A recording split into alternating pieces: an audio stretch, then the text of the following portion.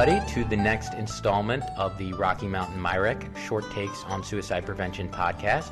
I'm your host, broadcasting in from the DoD VA Suicide Prevention Conference here in Nashville, Tennessee.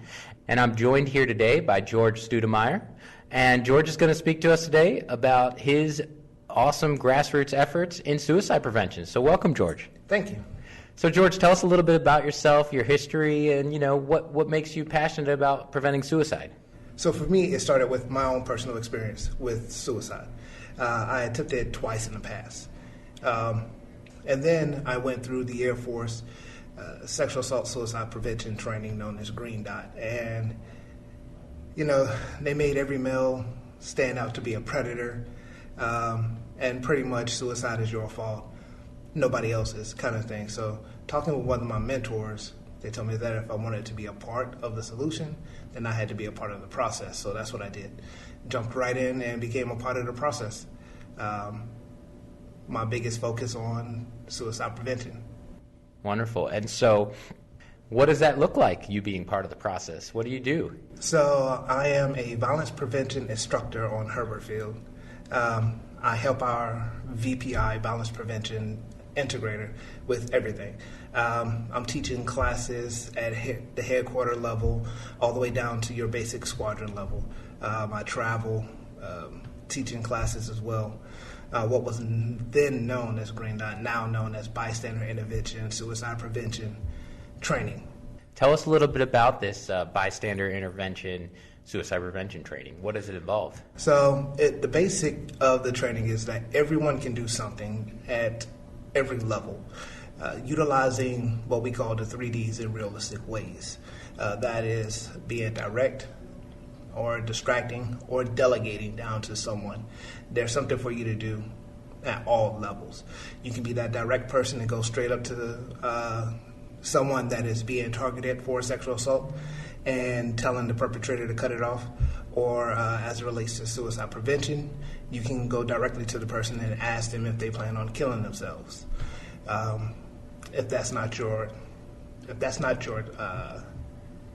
demeanor, then you can delegate it. You can go to your first sergeant, chaplain, commander, whatever, and say, hey, there may be something wrong with Joey over there. Do you mind going to talk to him? Then you have distract and early warning signs of suicide. Get them out. Take them for a walk, a run. Go hang out with them. Get them out of their headspace to distract them from whatever they may be going through. Mm-hmm. And so part of your role is to help train other service members to learn these tools? Yes. So it's a mandatory training that all active duty and civilians have to go through. Same thing for the reserve. It's mandatory training for them. But we encourage our contractors and our guard members to go through the training as well, because everyone is susceptible to suicidal ideations. Not one person is immune to it. The risk factors are there and can affect anyone. So we train the total force, what to look out for, how to ask the question, what to do when you do ask the question, to make sure that people get the help that they need. Absolutely. It's really important work. And I understand that, because of your personal experience and your passion for this area, you've also stepped even beyond that role into some other sort of social media efforts. Can you tell us a little bit about that? Yeah, so I do a little live video. I don't even know what to call it. I go live on Facebook every once in a while, and I call it Riding with Stewie. And I actually stole that from a coworker because every time that I do it, I'm in my car, okay, on my way to work, and just go live real quick and talk about all kinds of things, from the 5 love languages as it relates to military members and military members with PTSD, all the way through to suicide prevention. Talk about everything. And I post it on live so people across the U.S. and actually now across the world are tuning into it and watching it. They're leaving their own feedback and whatnot. The most recent one, I had my commander on to talk about suicide and our leaders.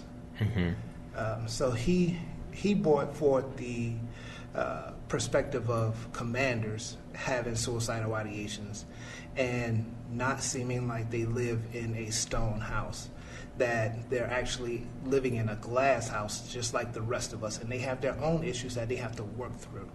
And also the importance of being able to seek mental health services, being able to take that break, to step back, to take a knee, to work on the things you need to work on, and then move forward.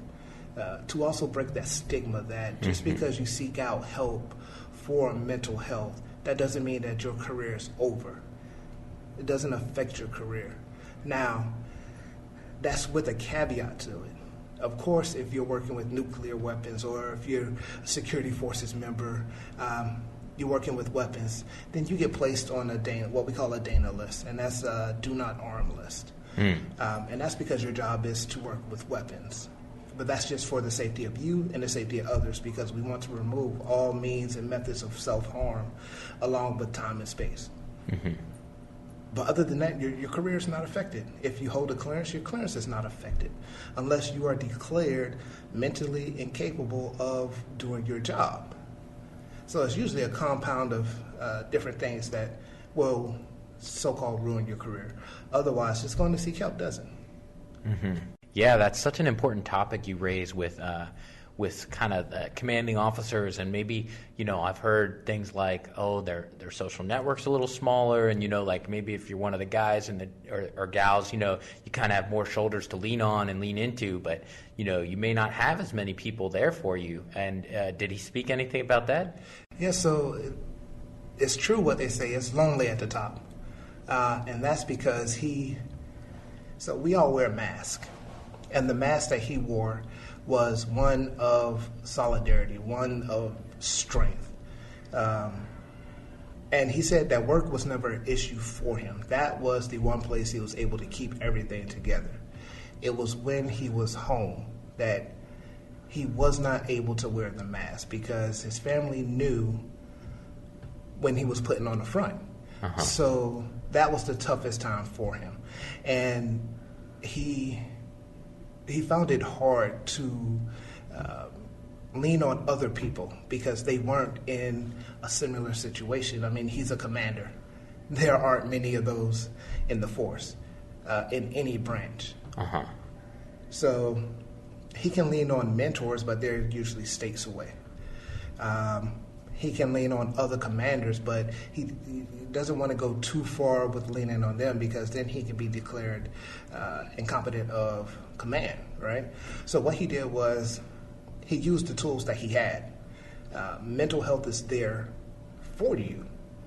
And he finally got it together, went to mental health, got squared away, put back on that path.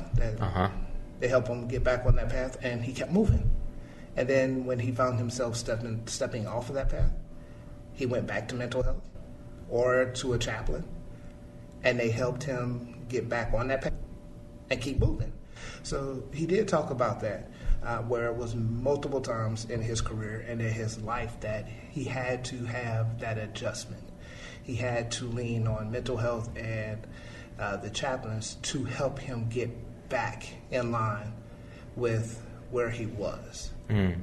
Yeah, it's interesting to me that you mentioned the chaplains, because I feel like faith and that angle in suicide prevention is really important. And we keep talking more and more how suicide prevention is not only a mental health thing, and I think the spiritual side of mental health is a really important area to address if we want to live healthy, successful, meaningful lives.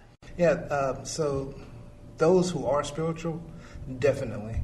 You have to keep in mind, regardless of what your faith base is, when a person is going through those troubled times, it's not about you, it's about them. So I've had to step aside and, take them to their faith-based leaders so that they can get the help that they need in line with what they believe.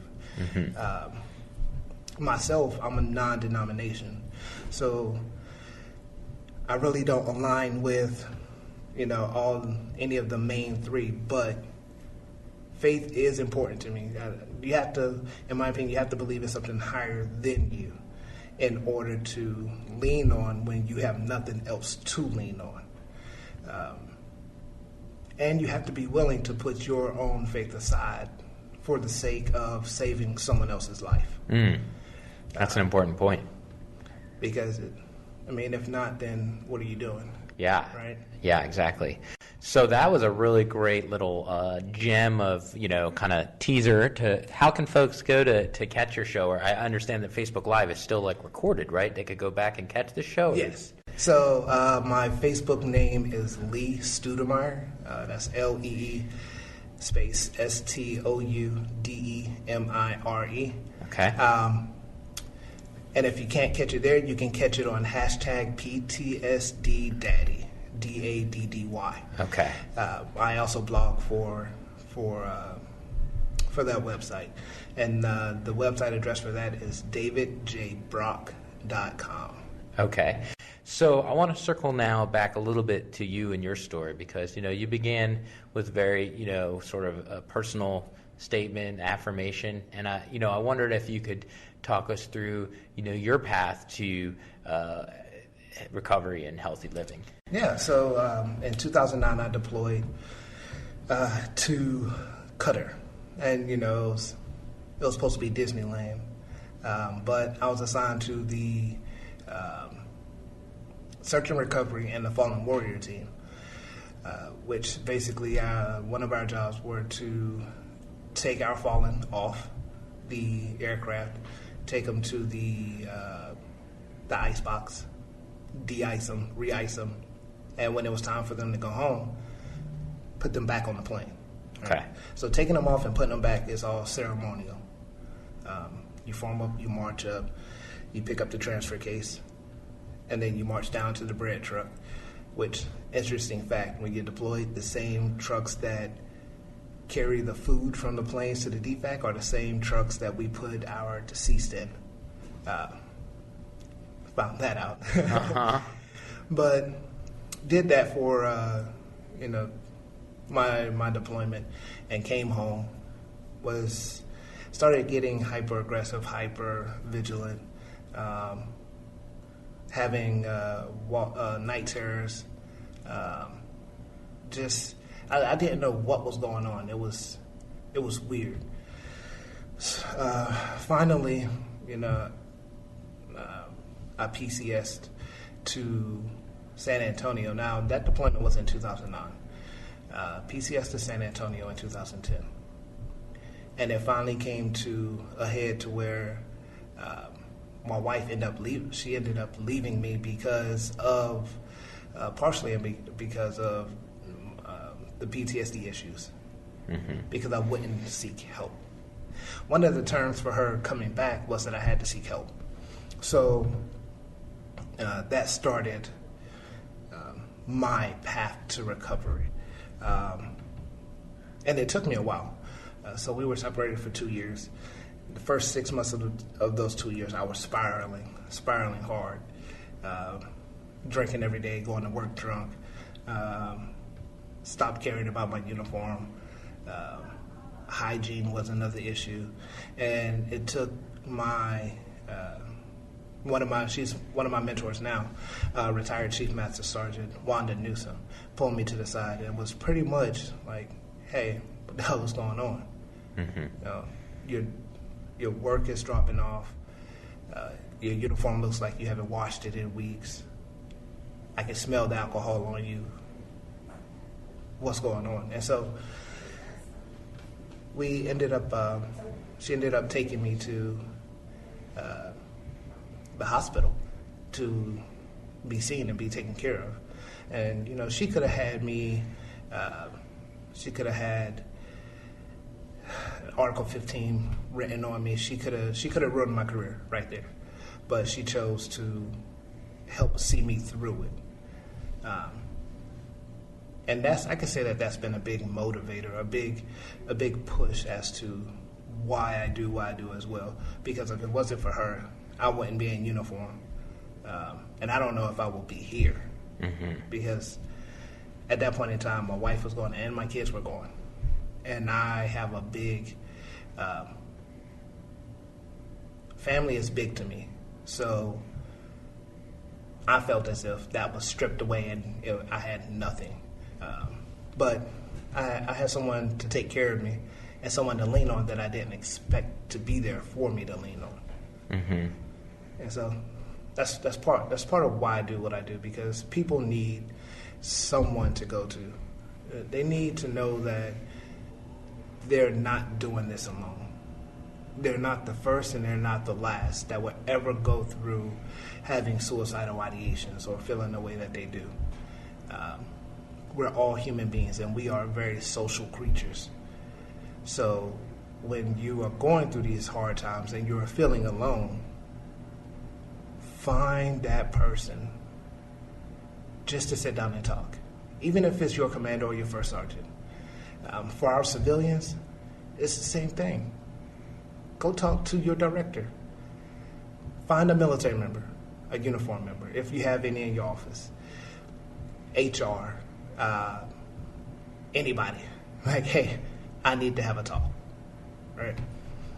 Just to get that off your chest. And you'd be surprised how lighter you feel just by talking and getting it off your chest. Yeah, I feel like, well, first of all, thanks for sharing that. I feel like this has come up a few times now where I'm hearing people say how much sort of healing and just knowing that somebody was listening and getting a chance to kind of stop having to hold it into yourself seems to be really like therapeutic for people.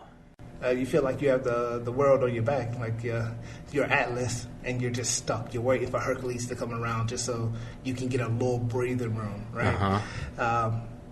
But yeah, once you're able to talk about it and process it. So talking about it or talk about what's going on allows your brain to then slow down and start to process what's going on. So you get that moment of clarity, and that's all we need. That's all you need. Because in that moment of clarity, we can then get you to the place where you need to be. Time and space. Mm-hmm. So when I teach these classes, I tell everyone, if they are showing immediate signs of suicide, you do not give them time and space. Other than that, that's all a person needs, time and space. Whether that's you finding the right time and the right space to get them to where they need, or you're giving them the time they need or the space they need to just breathe. So time and space. Really good take-home points. And, just kind of circling it back to the trainings that you give as your employment, and just thinking about how you mentioned earlier how suicide can affect anyone. Suicidal thoughts, it doesn't pick based on your wealth or your social economic status or any other dividing line. That is something that anybody could experience. And similarly, though, anybody could be that support person to help. There's always something you can do. Always. Mm-hmm. Well, George, I really appreciate you taking time out of this busy conference schedule to sit down with me. Before I let you go today, do you have any parting thoughts? So I generally end my videos with this line. It's never give up, keep moving forward, never give up, never give in, play this game to win. And that's what we need to do. One more time for us? It is keep moving forward, never give up, never give in, play this game to win. Right on. All right, folks. Well, that's going to do it. Thank you, George. Thank you. We'll see you next time. Thanks for joining us today on the Short Takes on Suicide Prevention podcast. The podcast is made possible by the generous support of the Rocky Mountain MIREC for veteran suicide prevention out of the Rocky Mountain Regional VA Medical Center in Colorado. Be sure to visit our website at www.mirec.va.gov/VISN19. While you're at it, if you found value in this episode, head over to your favorite podcasting app to subscribe and give us a rating, and spread the word. Tell a friend about the show. Be sure to tune in every other Tuesday for new episodes. Our mission is to end veteran and all suicide, and when you listen to our show, you see the possibilities.